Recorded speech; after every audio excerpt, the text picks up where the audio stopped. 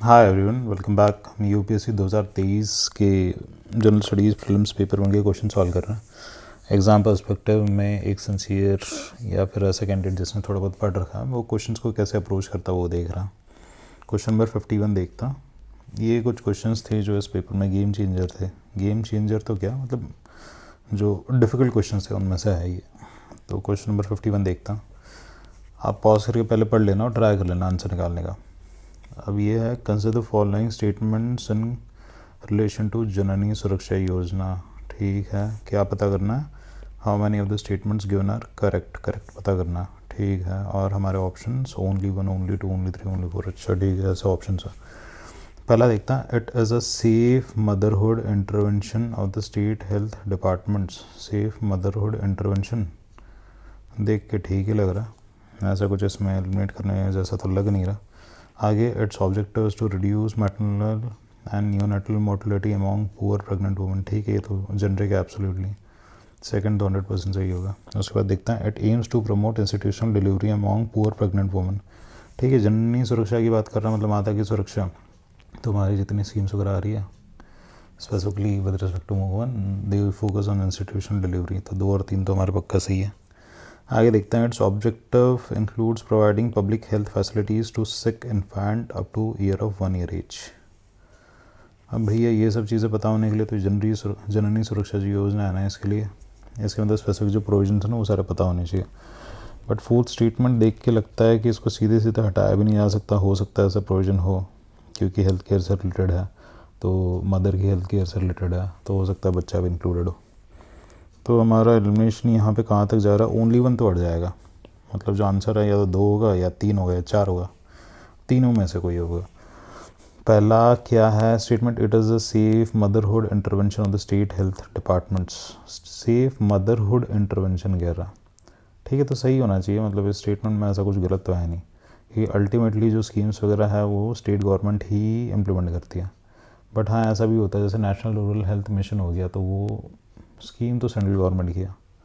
तो इसलिए जो ये पहला स्टेटमेंट है, पहला स्टेटमेंट भी थोड़ा सा कन्फ्यूजन क्रिएट करेगा। देखो वहाँ पे पेपर में यही बात होती है, ऐसे ऐसे जो स्टेटमेंट जो कन्फ्यूजन क्रिएट करता है ना। अब ये फर्स्ट और फोर्थ में कन्फ्यूजन है, 2 और 3 पता है पक्का सही है। तो आंसर इसमें या तो ओनली 2 हो सकता है, ओनली 3 हो सकता है, ओनली 4 हो सकता है। तो यहाँ पे हम फंस गए, समझ गए। तो यहाँ पे अगर पेपर में मैं मार्क करता तो कैसे करता? पहले वाले को मैं अज्यूम कर लेता कि state, it is a safe motherhood intervention of the state health department. Safe motherhood intervention है तो सही, बट स्टेट गवर्नमेंट का है कि नहीं? इम्प्लीमेंट स्टेट गवर्नमेंट ही करेगा। चलो ले लेते हैं इसको भी ले लिया। अब लास्ट वाला बच गया। Its objective includes providing public health facilities to sick infant. ये कह रहा है इट्स ऑब्जेक्टिव इंक्लूड्स। अब देखो यहाँ पे एजम्पशन ये है कि मुझे पता नहीं है स्कीम के बारे में एग्जैक्ट प्रोविजंस।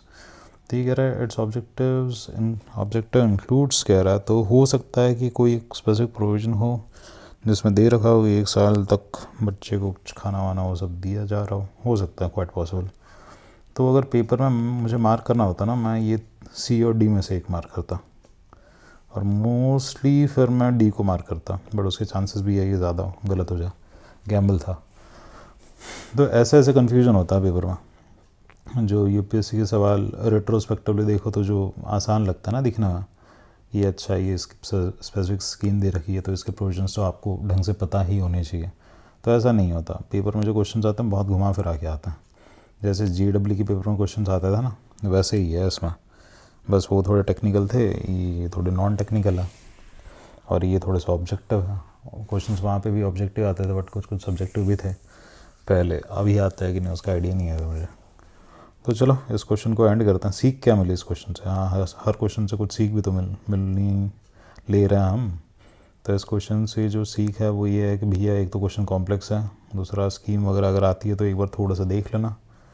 स्टेटमेंट्स अगर बहुत ही जेनरिक स्टेटमेंट्स हो तो वो ऑलमोस्ट सही होती है। स्टेटमेंट्स को ढंग से पढ़ना बहुत ज़रूरी है।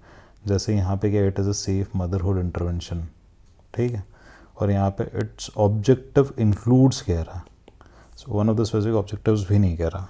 तो ठीक है, चलो एंड करते हैं इस क्वेश्चन को, मिलते हैं नेक्स्ट क्वेश्चन पे।